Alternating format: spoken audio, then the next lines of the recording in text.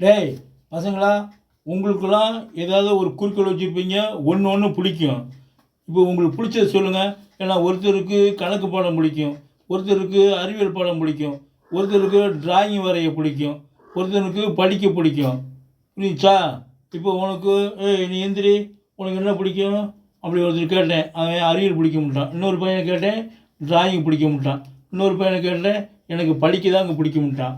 இன்னொரு பையனை கேட்டேன், எனக்கு திருக்குறள் பிடிக்கும்ல. ஏன்டா அவனுக்கு திருக்குறள் பிடிக்குங்கிற அப்படின்னு கேட்டேன்.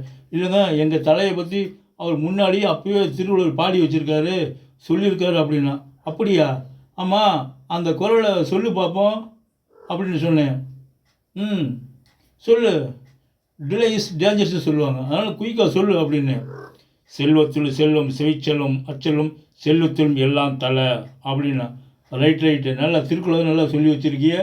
அதாவது இதெல்லாம் பெருசு இல்லை, ஆனால் படிக்கிறது முக்கியமாக. நல்லா படிக்கணும், படிக்கணும்னா வேஸ்ட்டாக போயிடும். இதுக்கு தான் அந்த ஒரு பழமொழி சொல்லியிருக்காங்க, every bird must hatch its own eggs. அழுதாலும் பிள்ளை அவ்வளோதானே பேர் வேணும். அதனால் நீங்கள் எப்படியா இருந்தாலும் எவ்வளோ இது பண்ணாலும் படித்து நீங்கள் கஷ்டப்பட்டு எழுதுறது நீங்கள் தான். அதனால் நல்லா படிச்சுக்க தம்பிங்களா அப்படின்னு சொல்லிட்டேங்க. பாய்.